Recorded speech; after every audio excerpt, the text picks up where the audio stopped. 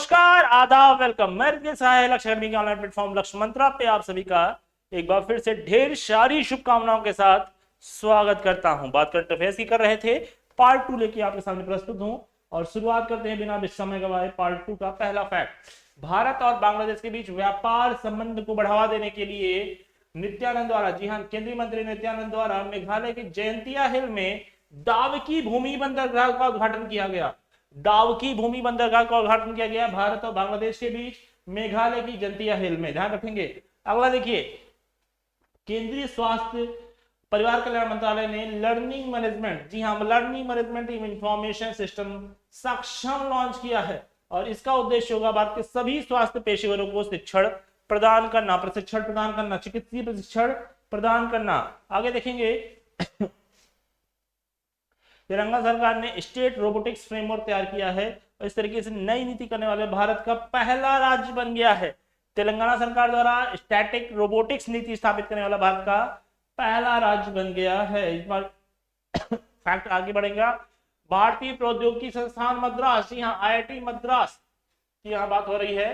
Bharat Israel जल प्रौद्योगिकी केंद्र स्थापित करने में इजराइल के साथ साझेदारी की है। भारत इजराइल जल प्रौद्योगिकी केंद्र स्थापित करने में भारत के साथ इजराइल के साथ भारत की तरफ से साझेदारी की है और इसका मुख्य उद्देश्य होगा जल संसाधन प्रबंधन में चुनौतियों का सामना करना, ठीक है, उसका समाधान निकालना। हाल ही में हिमाचल प्रदेश सरकार के मुख्यमंत्री सुखविंदर सिंह सुक्खू ने राज्य में हरित हाइड्रोजन के उत्पादन को बढ़ावा देने के लिए ग्रीन हाइड्रोजन नीति तैयार करने की घोषणा की है। ग्रीन हाइड्रोजन नीति तैयार करने वाला भारत का पहला राज्य बन जाएगा हिमाचल प्रदेश।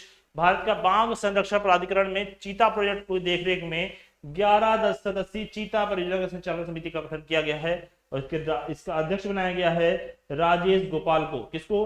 राजेश गोपाल को।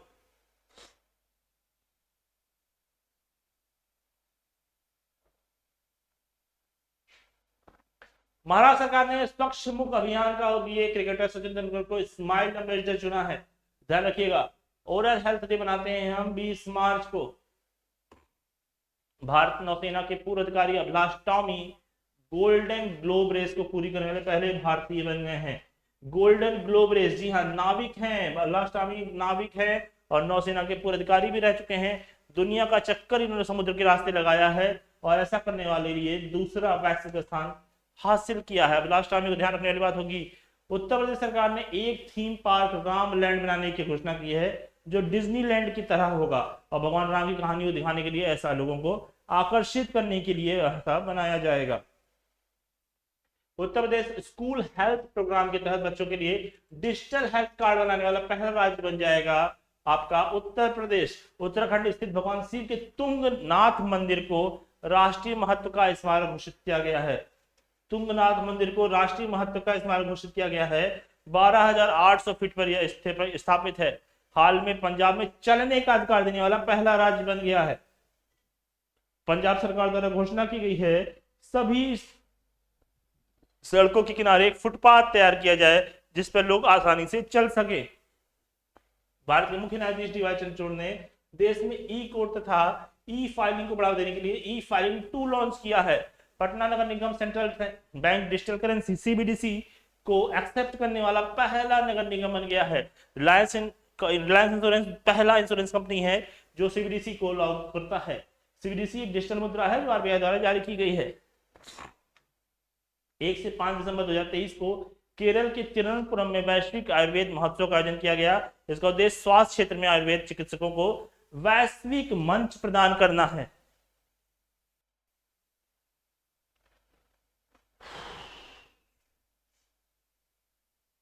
प्रोजेक्ट स्मार्ट आवास और शहरी मामलों का मंत्रालय तथा रेल मंत्रालय ने मुंबई अहमदाबाद के हाई स्पीड ट्रेनों स्टेशनों के आसपास के क्षेत्रों को विकसित करने के लिए प्रोजेक्ट स्मार्ट की शुरुआत की है।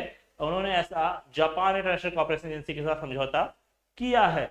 ये इंपॉर्टेंट फैक्ट होगा आपके लिए। माइक्रोसॉफ्ट ने देश में ग्रामीण क्षेत्रों में बहुभाषी आर्टिफिशियल इंटेलिजेंस चैटबॉट जुगलबंदी लॉन्च किया है। जो बहुभाषी आर्टिफिशियल चैट बॉक्स है और इसमें विभिन्न भाषाओं में लोग अपनी सरकारी योजनाओं को अवगत हो सकेंगे। मुख्यमंत्री तीर्थ दर्शन योजना के अंतर्गत बुजुर्गों को हवाई मार्ग से यात्रा कराने वाला पहला राज्य बन गया है मध्य प्रदेश। जी हाँ, यह यात्रा भोपाल से शुरू होकर के उत्तर प्रदेश के प्रयागराज में संपन्न हुई थी। हाल ही में राष्ट्रीय डेयरी अनुसंधान संस्थान करनाल ने, जी हाँ ध्यान रखने वाली बात होगी, राष्ट्रीय डेयरी अनुसंधान संस्थान कहाँ है, तो करनाल है। राष्ट्रीय डेयरी अनुसंधान संस्थान करनाल है, ये ध्यान रखने वाली बात होगी।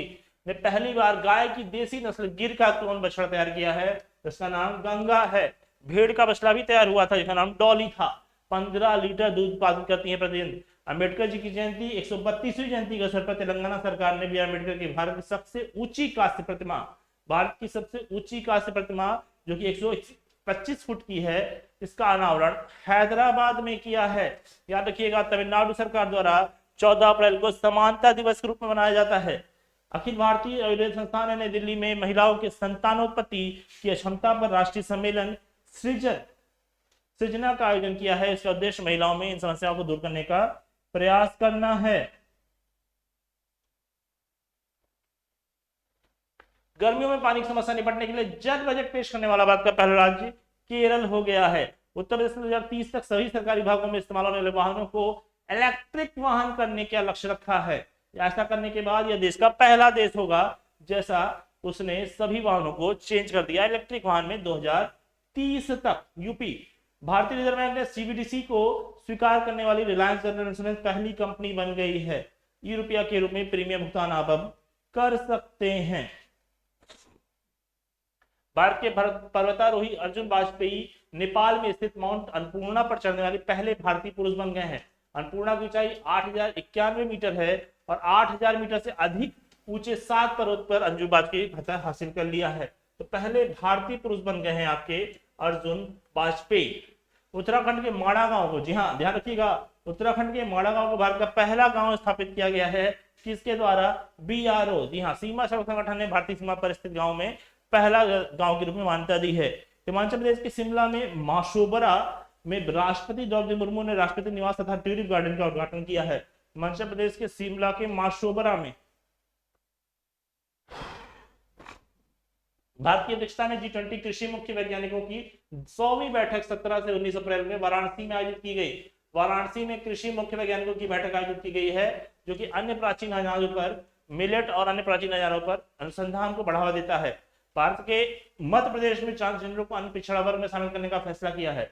ओबीसी में शामिल किया जाएगा ट्रांसजेंडर को मध्य प्रदेश में, और इसके बाद ही राज्य सरकार में नौकरियों में आरक्षण का लाभ इनको मिल सकेगा। बी आर अम्बेडकर जयंती के उसमें भारत ने देखो अपना देश पहल का तहत अम्बेडकर सर्किट में पर्यटन ट्रेन को लॉन्च किया है। यह महाराष्ट्र, दिल्ली, उत्तर प्रदेश, बिहार आदि में बी आर अम्बेडकर से जुड़े 8 स्थानों को घुमाएगी। अम्बेडकर सर्किट लॉन्च किया, जैसे रामायण सर्किट, कृष्णा सर्किट, वैसे ही अम्बेडकर सर्किट लॉन्च किया गया है। भारत की पहली सेमी हाई स्पीड रीजनल क्षेत्रीय रेल सर्विस का नाम रैपिडेक्स रखा गया है। यह ट्रेन राष्ट्रीय राजधानी के क्षेत्र में प्रमुख शहरों को जोड़ेगा।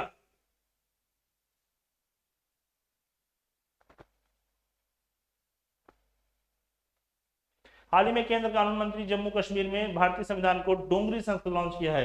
किरण रिजिजू द्वारा यह संस्करण लॉन्च किया गया है और ऐसा पहली बार हुआ जब मूल संविधान से अलग किसी भाषा में संविधान को लॉन्च किया गया है।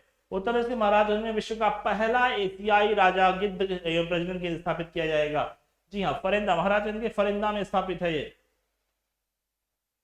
केंद्रीय गृह मंत्री अमित शाह ने अरुणाचल प्रदेश के किबीदू गांव में, जी हाँ किबीदू गांव में वाइब्रेंट विलेज प्रोग्राम लॉन्च किया है। इसकी घोषणा 2022-23 में की गई थी। इसका उद्देश्य भारत के सीमावर्ती गांव में लोगों के जीवन स्तर में सुधार लाना।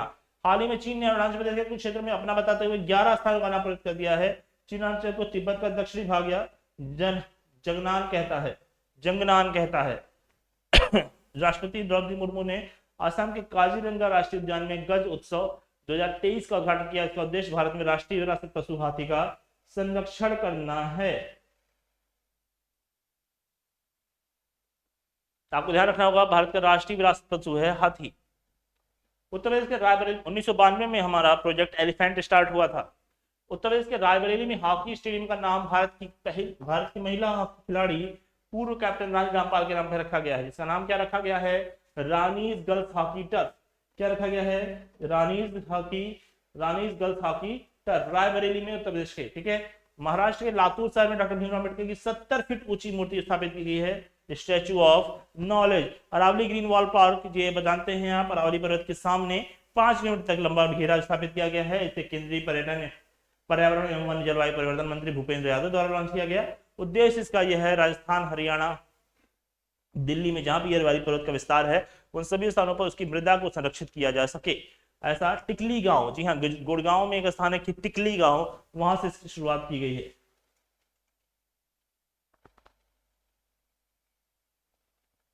केंद्रीय बंदरगाह, नौवहन, जलमार्ग एवं आयुष मंत्री सर्बानंद सोनोवाल ने सागर मंथन नामक वास्तविक समय प्रदर्शन डैशबोर्ड लॉन्च किया, जिसका उद्देश्य समुद्री परिवहन के क्षेत्र में डिजिटलीकरण और पारदर्शिता को बढ़ावा देना।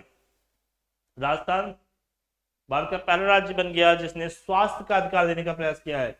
जी हाँ, स्वास्थ्य का अधिकार बिल पारित करने वाला भारत का पहला राज्य बन गया राजस्थान। केंद्रीय गृह मंत्री अमित शाह ने बेंगलुरु में भगवान वाशेश्वर तथा नाद प्रभु केम्पेगौड़ा की मूर्तियों का अनावरण किया है। नाद प्रभु केम्पेगौड़ा तथा भगवान वाशेश्वर को बेंगलुरु में मूर्तियों का अनावरण किया गया। हाल ही में उड़ीसा सरकार ने गंधमर्दन पहाड़ी क्षेत्र में जैव विविधता विरासत स्थल के रूप में घोषित किया है।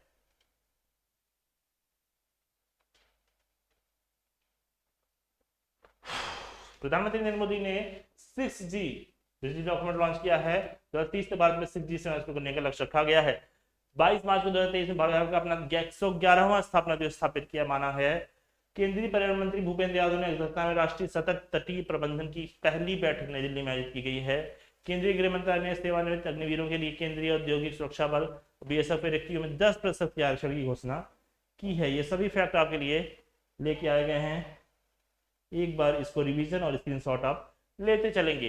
एशिया का सबसे बड़ा अंतरराष्ट्रीय खाद्य एवं आतिथ्य मेला, बहुत इंपॉर्टेंट है, आहार। एशिया का सबसे बड़ा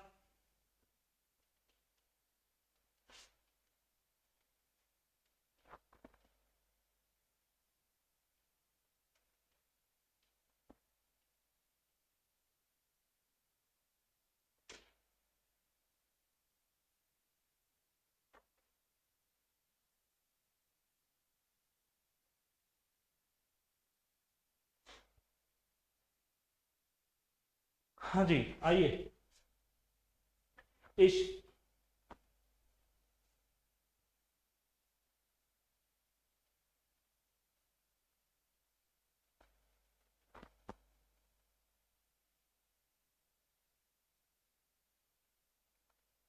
का सबसे बड़े अंतर्राष्ट्रीय खाद्य एवं आतिथ्य मेला आहार 2023 का आयोजन किया गया केंद्रीय खाद्य प्रसंस्करण उद्योग द्वारा, और यह नई दिल्ली में आयोजित किया गया है। केंद्रीय सड़क परिवहन और मंत्री नितिन गडकरी ने बेंगलुरु में पहली मेथनॉल से चलने वाली बसों का ऐलान किया है। भारत की पहली मेथनॉल से चलने वाली बसें बेंगलुरु में स्टार्ट की गई हैं। एशिया की पहली महिला लोकोमोटिव पायलट सुरेखा यादव वंदे भारत चलाने वाली पहली महिला लोको पायलट बनी। प्रधानमंत्री नरेंद्र मोदी ने कर्नाटक के हुबली में सिद्धरुदा, जी हाँ, भारत का विश्व का सबसे लंबा level platform Siddharudha railway station Hubli में स्थापित है, कर्नाटक में स्थापित है। यह इंपॉर्टेंट पोस्ट है आपके लिए, इंपॉर्टेंट फैक्ट होगा आपके लिए। महाराष्ट्र के चंद्रपुर और यवतमाल जिलों में जोड़ने के लिए राजमार्ग 200 मीटर लंबा बम्बू बाहुबली, जी हाँ, बॉस क्रैश बैरियर, इस बॉस क्रैश बैरियर को बाहुबली का नाम दिया गया है और यह चंद्रपुर को यवतमाल जिलों से जोड़ता है। वाणिज्य उद्योग मंत्रालय द्वारा MP-IDA द्वारा फरवरी में इंटरनेशनल सी फूड का आयोजन किया गया। उसका उद्देश्य समुद्री खाद्य को बढ़ावा देना है।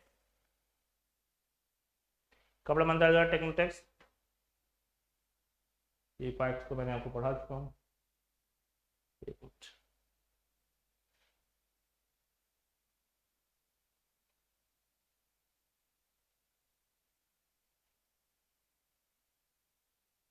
भारत की पहली AC डबल डेकर इलेक्ट्रॉनिक बस का शुरुआत मुंबई में किया गया है। ध्यान रखने वाली बात होगी, द्रौपदी मुर्मू चावल कांग्रेस का उद्घाटन किया गया। ये फैक्ट भी आपको पहले पार्ट में बताया गया है, यहां से शुरू करूंगा। एशिया का पहला फ्लोटिंग फेस्टिवल मध्य प्रदेश में आयोजित किया गया मंदसौर में। मंदसौर में याद रखिएगा, गांधी सागर बांध के पास चंबल नदी पर यह आयोजन किया गया है।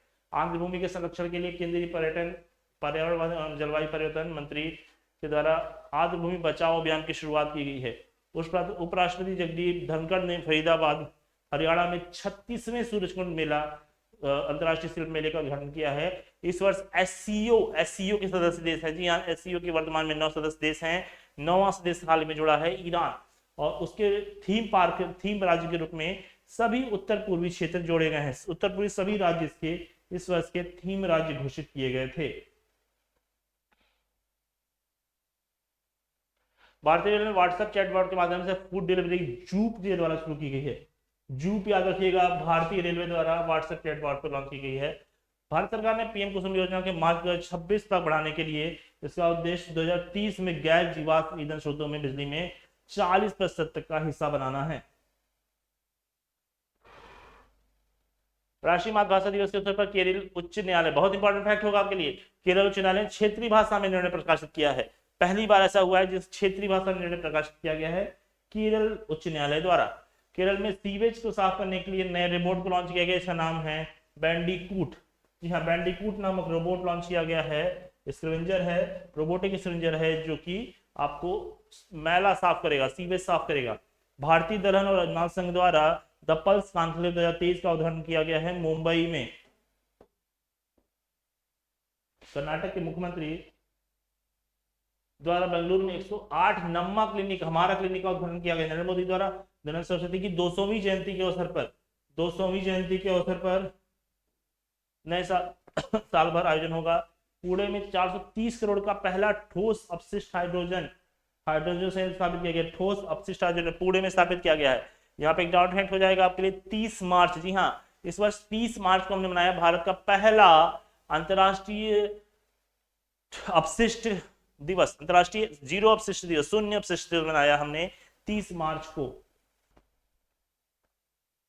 हिताची पेमेंट सर्विसेज ने national payment corporation of India के सहयोग से भारत का पहला यूपीआई एटीएम लॉन्च किया, जो बिना कार्ड के ही एटीएम से निकासी, नकद निकासी की सुविधा प्रदान करेगा।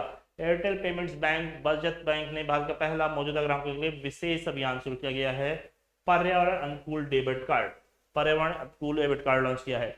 गोल्डमैन सैक्स ने रिपोर्ट के अनुसार 2075 तक भारत दुनिया का सबसे बड़ी दूसरी अर्थव्यवस्था बन जाएगा। भारतीय स्टेट बैंक ने ग्राहकों को बैंकिंग सेवा प्रदान करने के लिए बेंगलुरु में प्रोजेक्ट कुबेर लॉन्च किया है, जहां पे अकाउंट्स ज्यादा से ज्यादा खोलने की बात कही जा रही है, और हमारे जो अकाउंट्स हैं उनको व्यवस्थित ढंग से व्यवस्थित करने की बात की जा रही है। इस तरीके से हमने पूरा करंट अफेयर्स आपको 2 वीडियो में संयोजित कर दिया है। आप एक बार इसे जरूर रिवाइज करके जाइएगा, पेपर अच्छा होगा, इसका पूरा भरोसा है मुझे। आप लोग लगे रहिए और जल्द ही रिजल्ट के साथ हमें सूचित करें। धन्यवाद।